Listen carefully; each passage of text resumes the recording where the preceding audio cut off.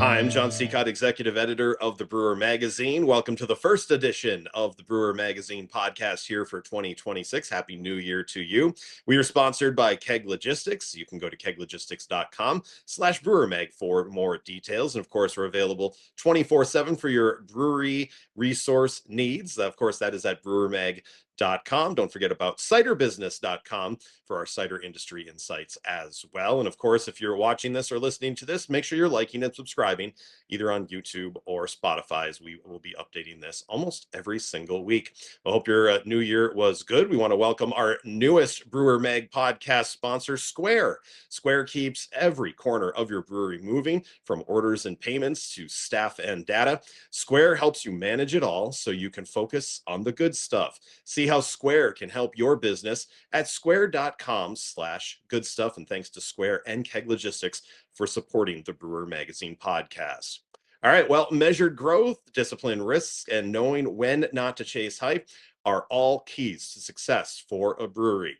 Well, on this edition of the Brewer Magazine podcast, I sat down with Brad West, the co-founder of Xül Beer Company in Knoxville, to break down how the Tennessee brewery started in the middle of a pandemic and became one of the most talked about brands in the state and beyond, all without a formal growth plan. Yeah, that's right. Brad shares how Xül balances creativity with operational discipline and why they're intentionally cautious with expansion, and how their backgrounds in logistics, retail management, branding, and finance all shape the way that they have built this business in Tennessee. We're going to dig into capital stress, production decisions, staffing realities, and why some of Xül's biggest wins come from listening closely to what customers actually wanted and not what tradition dictates. You can also read the story now on our website. It's called Measured but Strategic. Brad West lays out Xül Beer's growth plan. Here's a more in-depth chat with Brad on the Brewer Magazine podcast. This Brewer Mag podcast is sponsored by Keg Logistics. Now is the perfect time to review your keg management strategy. Whether you're seeking a truly flexible keg rental program or intrigued by the seamless distribution freedom of paper fill, Keg Logistics is ready to craft a personalized solution for you, ensuring you receive the kegs you need precisely when you need them. For details, visit keglogistics.com/brewermag. Keg Logistics, modern solutions for keg efficiency. When you start with something like that, you find some hits, you start to gain some ground. People want it. Yeah. Do you continue with that, the scarcity value? Or do you say, we can make more beer, we can get this out there, we can become, whether it's expanding through just more volume here or being able to get it out farther? I mean, what was the thought process, and kind of how have you gotten to where you are? Is it all happenstance, or is it planning? Yeah, I think it's evolved a lot over the last few years. We were not a sour brewer. I mean, we brewed heavily fruited sours from the get, right? Mm-hmm. I think we were more focused on IPAs. We won gold with Hazy IPA in 2020 at the World Beer Cup. Bronze with double Hazy IPA the next year in 2023 World Beer Cup. And I think that's kind of when, I think we probably hit some popularity around 2022 whenever we won gold. At least some the beer nerds and some of the circles there. But we were all big into fruited sours as well, like 450 North and other half had a bunch that we really liked, and Burley Oak and these crazy fruited sours that you get, right? Yeah. And so we were doing kettle sours for the longest time, and it was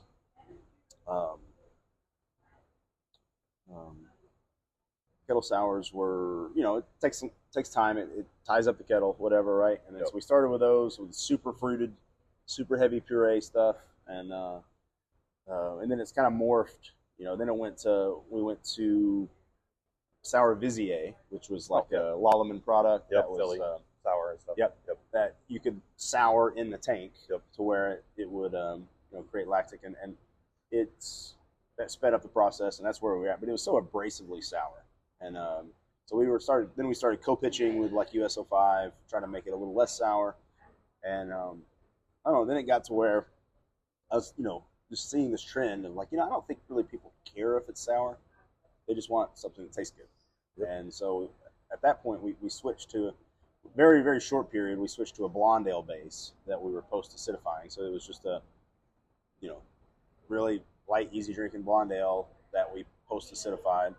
And then we've gotten, some inspiration from some other friends that they were doing it. It's gluten-free sours, and that's kind of what we call them. And so it's still, it's on a seltzer base, sugar base. But, we post-acidify it with citric or phosphoric or whatever we're wanting to use, depending on the fruits. And we've kind of morphed into this, instead of the heavy fruit puree, we still use some purees. Mostly, though, we use concentrates. And it's a much easier drinking. It is on the sweeter side, but it seems like that's typically what people like here. Yeah. And so, PB&J mixtape was our big thing that we, and I guess we created that 2.5 years ago. I have to look back. I don't know when. But every release that we would do of anything, like if we did a can release of something, we probably, we would do crowlers of it first, just to see if we want to can it. Right. So we would do, generic crowler, and it would take us like 3 weeks to sell 100 crowlers or something. Mm-hmm. And we released PB&J, and it took like a week to sell 100. And it's like, well, let's do it again. And so we did another 100 crowlers, and it took like a weekend.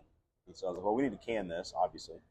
And so we did, 80 cases. And usually if we did an 80 case release of sour beer, it would take us, I don't know, 4 weeks to sell that. Yeah. Maybe a little long, because like we wouldn't even sell the full 80 out here. We'd keep 30 or 40. It would take us that long to sell 30 or 40. And so we sold 80 cases, and it sold in like 3 days. The next time, maybe a month later, we released like 160 cases, and it sold out in like 2 days. And then we doubled it again and went to 320, and it sold out in like a couple hours. And then it's been just this weird phenomenon that like we've, we create a ton of it. And we were, up until earlier this year, like that, we were creating as much of it as we could. And it was, that's our releases were our releases. And we did our PB&J mixtape day, the first one last year. And I think we sold like 1,600 cases of like 4 different variants in like, I don't know, 8 hours or so. Sure. Wow. This year we did like 2,000 cases of 6 variants, and it sold out in like 6 hours. But it's we still have, like this past weekend, 2 weekends ago, we did a release, and it was like 320 cases of original grape, and then 320 cases of the new orange marmalade. Okay. And it sold out in an hour and a half. We still we'll get a line, a couple hundred people deep every 4 to 6 weeks. Wow. And it's just for that, really, and it's really awesome. So like having the scarcity part is a little strategic. Mm-hmm. We do not distribute cans of PB&J anywhere in Tennessee. Okay. We send draft everywhere. Like we try to get it in front of everybody. Every bar around Knoxville, we try to get it everywhere. Throughout Tennessee, there's a lot of places in Nashville that carry it. Mm-hmm. Johnson City, Tri-Cities, Chattanooga. We send a ton of PB&J out. But cans, we just keep taproom just for kind of some scarcity, right? Yeah. Now we do send cans to Florida, Pennsylvania, Illinois, a handful of markets, North Carolina. Mm-hmm. But it's kind of our strategy right now we still need the taproom business, because the taprooms, we don't make much sending out to distributors. And right. So the taproom business allows us to do these other things and help grow, and so that's kind of our goal. Nice. Yeah. Well, and kind of take me when it comes to adding the second facility. Did you know what was going on with the Fanatic, and you guys talked, or did you hear? What was the timeline on doing that, and what do you see in that? Like, I was like, oh, this would be what we can do with it. Yeah. Or the other way around. Like, I think it sat for a while. Okay. It was on. I think it was for sale last year early or something too. And I don't know. We just maybe weren't ready for it. And then this last year, it was like maybe we, let's thinking about expanding our production even further. We already did. We bought geysers Brewing was beside us right here. Yeah. And so we added, another 90 barrels of production over there in 2023, but it was quickly gobbled up by Toro. So we only do our lagers over there. Sure. And so I mean, Fanatic, it was available last year at some point, and then I don't know. We were looking in Maryville at a space, and we almost pulled the trigger on the old Round 6 location. Okay. But it was kind of it was 2 separate warehouses, plenty of production space, it would have been a really nice property to have and do. Mm-hmm. My hang up there was parking. We knew we wanted a busy tap room in Maryville, and the parking would have been an issue at that location. Okay. And so for us to make that investment for a tap room and not have the parking, it was kind of the straw that wouldn't work there. But so this facility was literally, well, let's just do this production facility so we can get this at a good deal. And our goal was just to make more PB&J, and so we moved all our sour beer production over there. Gotcha. So we have all of our, standard lagers, IPAs, stouts, any ales that are done here, and then over there it's all nice sour based. Business wise, like how did you guys come into this? Like with some knowledge, and now you're having to make moves so quickly. Like I'm sure this wasn't your 5-year plan on your business plan. You know what I mean? Like those things get thrown out. I think that was one of the first questions I used to always ask, and now it's like, what, I already know the answer. So we're in year 12 of our 5-year plan that we never really created. I don't know. My background's been in warehousing and logistics. Been entrepreneurial. Helped start a 3PL company here in 2013. Helped grow it to a couple locations, and then I don't know. It's I don't know. I think just what it feels like. We have an amazing team. So it's me. I handle taxes, finances, brew schedule, what we're brewing, when we're brewing it, all production, kind of this type of stuff. Some marketing. But Seth, my business partner, he runs mostly marketing and sales. A lot of the visuals that you see, he works with our artist out of Louisville, Kentucky. We'll all collaborate on stuff, but he's an incredible design element. He's very talented. So he handles that, and then his wife Tara, she's been the first full-time employee here since day one. But she handles HR. That's her over there. She handles HR, staff, all front of house operations, some invoicing through sales. It's just so we've got kind of a really good team that we kind of all handle our certain areas of the operation. Because you already had those strengths, do you feel? Yeah. Or okay. Yeah. You guys came from different backgrounds. I think that's important sometimes, because you will get people that don't have much business background trying to run a business, and that sometimes can lead to a lot of trouble. So did you kind of have some of that SWOT thought process of going into the business? Yeah. And was it financially stable at the beginning? Like, did you guys feel like you were you were on the right path, or did you feel that there was a risk involved? There was definitely a risk. I mean, we always had this saying is like, we have less than no money, and so I would tell Seth, like, hey, we have less than no money. We need to stop. We've got to just rein in some stuff, and this was like early on opening. I was like, hey, we have to open this weekend, or we may not open. Like, that's kind of how it was. Like, it was just it was definitely dicey for a while there, and it's all relative. We've got our bills now are much higher than they were then. But also it all gets relative. The stresses increase. We're stressed out about creating, just keeping up with everything, and stuff breaks. It's not a $3,000 fix anymore. It's like a $30,000 fix. So it's kind of it's a big pain, but it's I think I think that's where we excel at. I believe is like we're probably more business minded instead of brewery minded. Like Tara, she had a retail management background. She managed some Altered State, the clothing store. Yep. So she had several locations there. Seth was in distribution. He was a promoter with AC Entertainment, and then he worked for a beer distributor for a while. So he's got a lot of sales background, and he's just very talented on the visual aspect. So that's cool.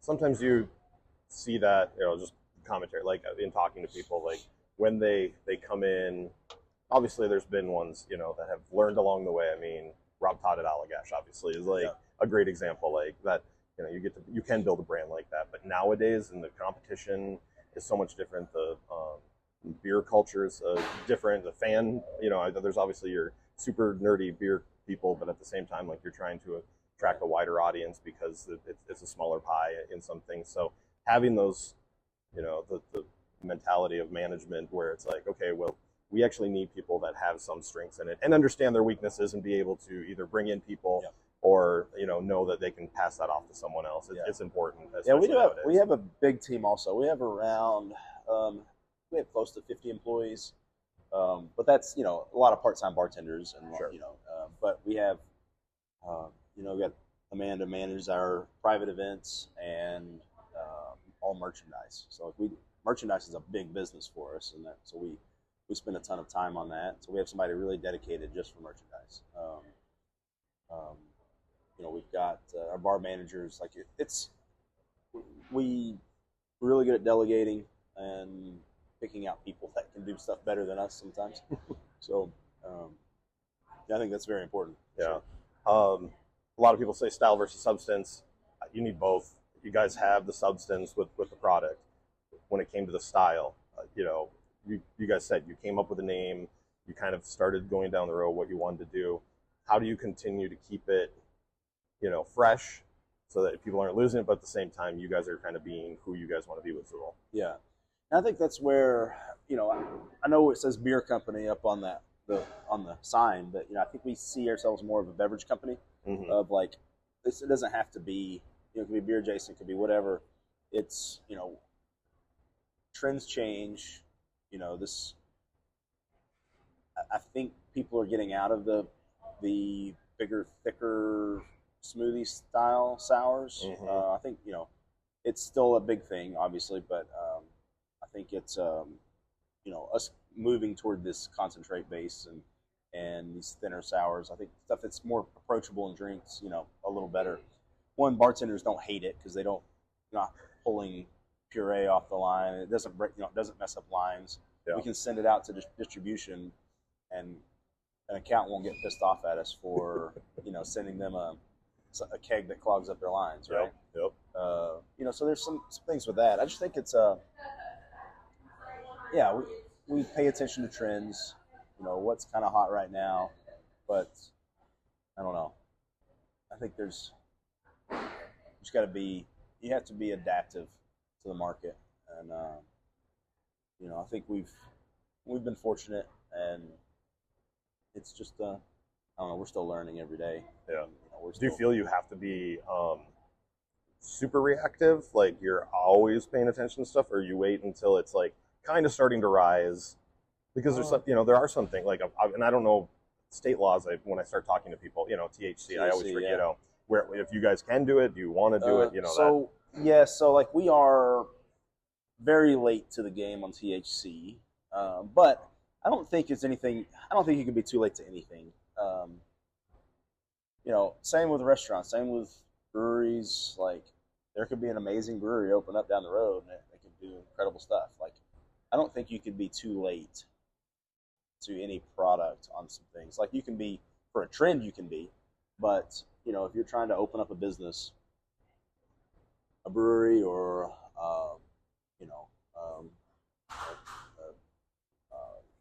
distillery, or even a cocktail bar or whatever, if you create a good product and have kind of a really good, what we focus on are three things that I think a lot of people miss the mark on, getting all three of them right. One of them is customer service. One of them is the product that you create. And then the last one, I think what a lot of people overlook, is the overall experience of everything. how it looks, how you walk into a place, or you out by that place, are the bathrooms clean? Yep. You know, it's like, are the chairs comfortable? Or are you sitting in a, you know, this normal brewery stool that you see and that every brewery, that everybody has, the metal chairs, right? Yep. You know, are the acoustics fine? Is it like, you know, is it super loud in here? Or is it whatever? So it's we spend a lot of time focusing on the overall experience of things that I think a lot of places miss. So going back to your question, I think that you can create something new, and with the THC stuff, we want to, you know, Seth and I are in process of like starting a new brand for that, but as Xül, we're not going to. Gotcha. I want to be protective of Xül, because I don't know where the THC stuff's going to go. Yeah. So I don't want to create something that could like eventually cause legal issues for us down the road. So, Right. So we are going to create a totally separate brand, separate company that will do THC. That's going to be kind of like, we'll do collaborations. I think that's how we're going to handle it. Is we're going to do collaboration with Xül, or collaboration with, you know, Other Half or Barntown or whoever it is, and do some you know, fun. That's cool. This Brewer Mag podcast is sponsored by Keg Logistics. Now's the perfect time to review your keg management strategy. Whether you're seeking a truly flexible keg rental program or intrigued by the seamless distribution freedom of paper fill, Keg Logistics is ready to craft a personalized solution for you, ensuring you receive the kegs you need precisely when you need them. For details, visit keglogistics.com/brewermag. Keg Logistics, modern solutions for keg efficiency. And we'd like to welcome our newest Brewer Mag podcast sponsor, Square. Square keeps every corner of your brewery moving. From orders and payments to staff and data, Square helps you manage it all so you can focus on the good stuff. See how Square can help your business at square.com/goodstuff. Thanks to them for supporting the Brewer Magazine podcast. Now, is that I like literally read it in passing, I think this morning. Is that the Passenger brand, or is that something completely? No, so that was before. So like we still have Passenger brand, and that we've kind of tabled that brand a little bit. Oh, okay. Yeah, because it was like a one mention thing that I saw somewhere. Yeah. So when we purchased Geezers over here, we plan to have, so that bar, we still call that Passenger bar and Passenger stuff over there. So we are Passenger is a kind of more of a super traditional brand. So it's kind of morphed into, and we're going to open a cocktail bar there. Is our plan. It's going to be traditional beer, traditional cocktails. Nice. So, you know, no spins on anything. You can't go over there and you're not going to get a Manhattan with Amaro in it. You're not going to get, you know, an old fashioned that they put lavender or something. It's whatever the most traditional version of that cocktail is. That's what they do. Same with the beers. Passengers are going to be old world style. You know, anything super old and traditional we can do with the Passenger brand. And it kind of helps us a little bit, gets us, because Xül, we're kind of, basically pigeonhole ourselves a little bit into the sours, IPAs, and stouts and lagers. That's kind of all we do. So like if it's a Hefeweizen doesn't really fall into that, but we can do that in the Passenger side of things and have good success with it. But we've kind of tabled that. We were going to start the Passenger cocktail bar earlier this year, but you know, we started Fanatic, the brewing space over there, and then, you know, we're in the process of purchasing Southern Grist. Sure. And so that's kind of, we've got to focus elsewhere, basically. You know. Yeah, it's. I mean, I'm sure your days are filled now. Yeah. You know, it's exciting, stressful. Yes. Exciting, stressful, scary, tired. You know, we're gonna ride it as long as we can, I guess. But it sounds like you're willing to adapt though as well, because I think there are some people that I've been to, and they're like, "This is what we make. This is what we love. We make beer that we want to drink." Yeah, you hear that a lot. Yeah, and usually those are the ones that kind of either fall back in quality because people stop drinking that, and then they're they're just not coming out with something new. I mean, like, but you guys seem to want to have that. Okay, yes, we're gonna follow trends. We're not going to chase trends. Right. I think there's a difference. Yeah. And be able to adapt as needed.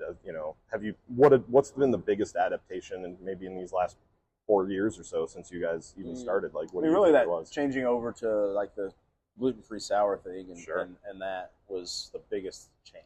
And it's become the best. I mean, we have 7 to 9 different sours on every day, you know, and we create like 2 new ones every week, basically. So it's I don't know. I think it is just, you know, not.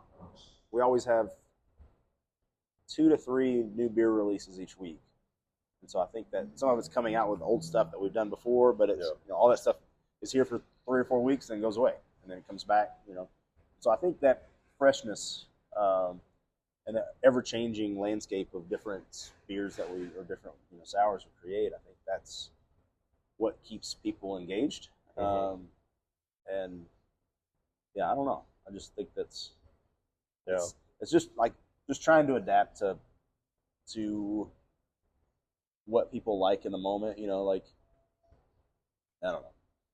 It's just I don't have a good answer for that. Do you I'm trying to think how to frame the question that you guys are pushing people towards things. Like, do you sit down and think, I think that, you know, I think this is something that we can go forward with, but we, you know, we got to be able to pull people through on it?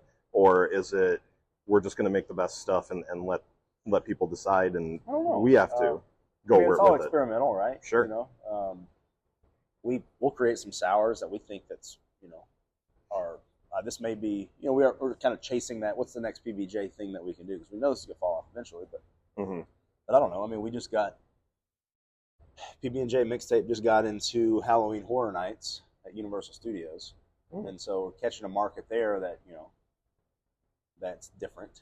It's a different market, and you know, and so it's, I think it's all, you know, just there's some chasing of it, but just trying to figure out what works. Not everything works, and so we pay attention to that. We do pay attention to Untapped here and there, you know, and a lot of breweries hate Untapped. I think you can learn a lot from it. We've learned a lot from it, you know, even on how to brew IPAs on some things too. It's like, you know, you see little, you know, brewed with this, dry hopped with this at this amount, and like you can pick up on little small nuances. Yeah. And you know, we listen to podcasts all the time, and you know, and friends with, you know, really incredibly talented brewers in the industry, and you know, so there's a lot of collaboration going on, and I think we all want to see each other succeed. So sure, it's fun. Tell me about collabs and just the people that you've gotten to work with and learn from. You know, I'm sure, you know, 8 years ago, and you're wanting to do something or standing in line, and now you get to say, I want to work with other half. I want to work with, you know, whoever it is. Do you have a, how does that work? Do you have a chest list and you contact them, or people coming to you now? No, so it's all, we're always, all this stuff's kind of organic. Sure. You don't really, you know, reach out to somebody, hey, I want to do a collab with you. It's kind of a weird, you know, but like, we've all made really close friends. Like, you know, the other half, good friends with Sam. I'll see Sam next week. You know, I'm actually this week. I'm going up there Wednesday. Oh, cool. And so, you know, we're having dinner Wednesday night. So like, it's we're doing collab, us, me, Corey from Side Project, and Sam. We're doing a Brewway Stout collab and some IPA collabs up there. Sweet. This later this week. And so it's just developing the relationships. Like, I think it's all relationship based. Yeah. You know, going to all these festivals, you know, I've traveled to 30 festivals a year probably. And so, you know, you meet and just, I call them friends, not peers, you know, even more so. So like, and at that point, once you become, you know, really good friends with these breweries, and it's just like, hey, you know, would you like to, we're doing this series of Halloween collabs coming up. You want to be a part of it? Or like, hey, we want to do, you know, hey, I know we've talked about a collab for a long time. Let's get one on the books. Or it's, you know, there's some of that. But collaboration's all relationship based. And I think that's the best way to do it. I think it's, nothing's forced. It's all friends. And then it's, you know, we'll learn from somebody else. They'll learn from us. And there's just a, you know, kind of a back and forth of, you know, how we do things, and that's how we all evolve and get better, I think. Yeah. So that's where you talked about the Halloween thing in Orlando. How important is working with the marketing pieces, things like that, getting your stuff in front of people that might not otherwise see it, or draw people to somewhere that, because they know you, they're going to go there for that. How do you guys think through all those? So I've handled since the beginning, since we've started distribution, I've always handled it as just marketing. Marketing and cash flow. Yep. We're not going to get rich off distribution. Nope. I think if anybody comes in with just a distribution only model, I think that's a very tough model to do. You can be successful at it, but I think you just have to, I don't know, you got to get all your processes and cogs down and just, to a T and know what you want to do. But I think distribution only model is very difficult. So we've treated it as just as marketing. Same thing with any charity type stuff. Like since the beginning, somebody asked us if we want to donate something. It's usually always yes. Anytime we can get our beer in front of people, that was our goal of this. And so we've said a distro is, we don't make much through a distributor, but it's a way it cash flows, helps us create new stuff, and then it also, gets our beer out in front of people that would not otherwise have had it. If we were only taproom only model, then, most of Knoxville's not going to hear about us unless they drive by or hear from friends. But if they're out at, Top Golf and see our beer on, same way if they're in Nashville and see PB&J, or if they're in Universal Studios in Florida, see PB&J, they can go to a la carte in Orlando and get it on tap all the time now. Places like that. And so it's just our whole goal about all these festivals too, going to all these festivals and trying to get it in front of as many people as possible. It's all marketing. And I think that's been helped with the success for sure. Sure. That's how we treat distribution on a lot of things. It's really just mostly marketing. What do you think about beer festivals now? I love beer festivals. Obviously, we do our own. Yeah. We've got one next month. Cool. It's, there's different types of beer festivals. There's I'll tell you, there's two in Knoxville here, right? There's Knoxville Brew Fest, and then there's ours. And that's two different types. One of them is for the masses, and it's a distributed beer fest that you can pick up at any distributor. Any beer there, for the most part, you can go out and find it. Right? So there's a lot of those. Ours is, we're paying for the hotel for 100 different breweries that are coming in town. So we don't make a profit on our beer festival. That's our goal too. It's our goal is to break even with it, and so we pour it all into hospitality of taking care of the breweries. We pay for all the food, the drinks, the hotels, all that stuff.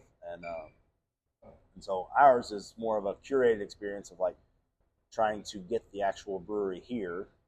And so we'll get the owners of each brewery or the head brewers or whatever. They'll be in town, and they get to pour the beer, and they'll bring extra special stuff. And so that's the kind of elevated beer festival type of experience. Right. And we've got a lot of people, a lot of friends that are doing that, and it's a lot of fun. So I've got a list of beer festivals that I won't miss.